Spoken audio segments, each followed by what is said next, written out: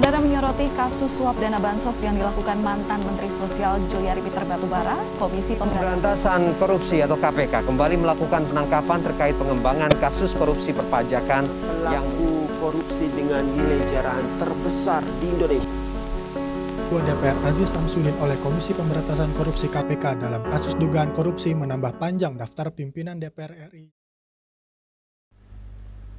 Pada tahun 2018, terjadi kasus pelarian di rumah tahanan Sialang Bungkuk, Pekanbaru.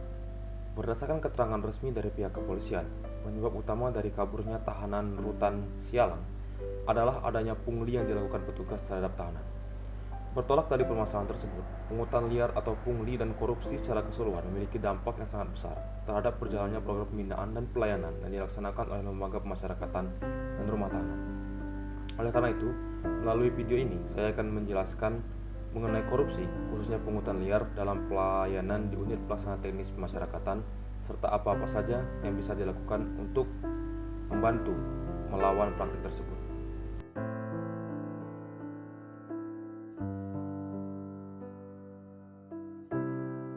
Korupsi, suatu kata yang tidak asing bagi telinga kita.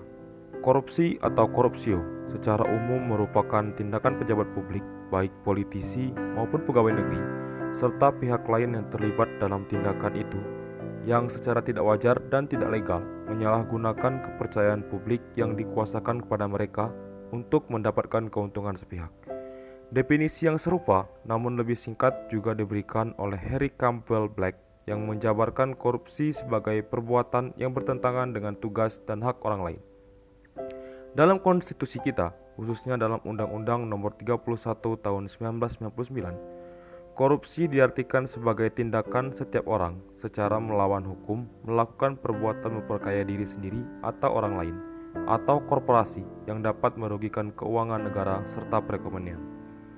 Terlepas dari berbagai definisi sebelumnya, secara garis besar korupsi merupakan salah satu tindak kejahatan yang sudah membudaya di hampir setiap elemen masyarakat bangsa Indonesia. Mulai dari hal-hal kecil seperti uang damai bagi polisi, hingga korupsi anggaran negara yang bernilai triliunan.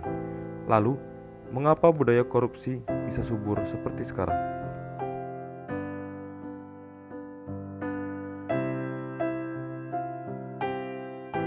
Jika kita bertanya pada para koruptor mengapa memilih untuk melakukan tindakan korupsi, jawaban yang diberikan tentunya akan sangat rumit dan berbeda-beda. Bisa jadi mereka korupsi demi harta kekayaan, namun di lain sisi bisa juga dikarenakan mendapatkan tekanan dari pihak lain. Untuk menjelaskan hal tersebut, saya mengutip salah satu teori yang dikemukakan oleh ahli asal Amerika yang bernama Donald R. Creasy dalam bentuk teori triangle fraud. Teori ini menjelaskan bahwa perilaku korup tercipta sebagai akibat dari adanya tekanan, kesempatan, dan rasionalisasi korupsi. Dalam teori ini, perilaku korup bermula dari adanya tekanan terhadap individu yang memunculkan motivasi untuk berperilaku korup. Motivasi tersebut kemudian akan bisa tersalurkan apabila terdapat kesempatan. Individu tersebut kemudian akan mencari pembenaran atas perilaku korup yang dia lakukan dengan merasionalisasi atau membenarkan tindakannya. Tindakan rasionalisasi inilah yang membuat para pelaku terus melakukan tindakan korupsi dan seakan tidak merasa bersalah dan terus mengulangi tindakan korupsi. Namun, satu hal yang harus diingat di sini adalah tindakan korup yang dijelaskan dalam teori triangle fraud tidak terbatas pada korupsi dalam skala besar, namun juga mencakup tindakan korupsi-korupsi dalam bentuk yang lebih kecil.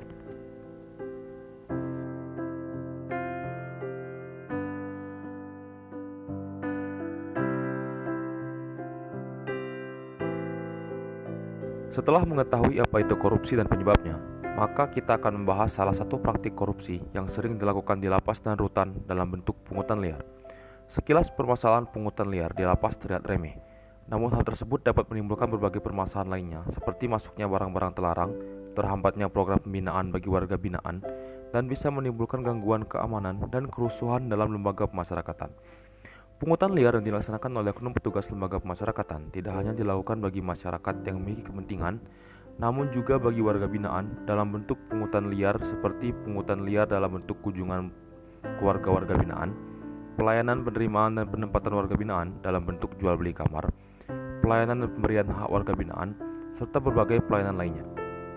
Padahal, Seluruh pelayanan, baik terhadap pengunjung maupun terhadap warga binaan, telah dianggarkan oleh negara, sehingga seluruh pelayanan dan pemberian hak yang didapat oleh masyarakat maupun warga binaan bisa didapatkan tanpa adanya biaya sedikit pun. Namun, tidak dapat kita pungkiri bahwa salah satu penyebab utama dari masih maraknya praktik korupsi dalam bentuk pungutan liar dalam lapas adalah kurangnya pemahaman masyarakat dan warga binaan bahwa pungutan yang mereka berikan itu termasuk dalam praktik korupsi. Selain itu, hak-hak yang seharusnya didapatkan oleh warga binaan juga harus diberikan secara langsung dan penuh tanpa ada pengurangan dan perbedaan dalam bentuk pungutan liar.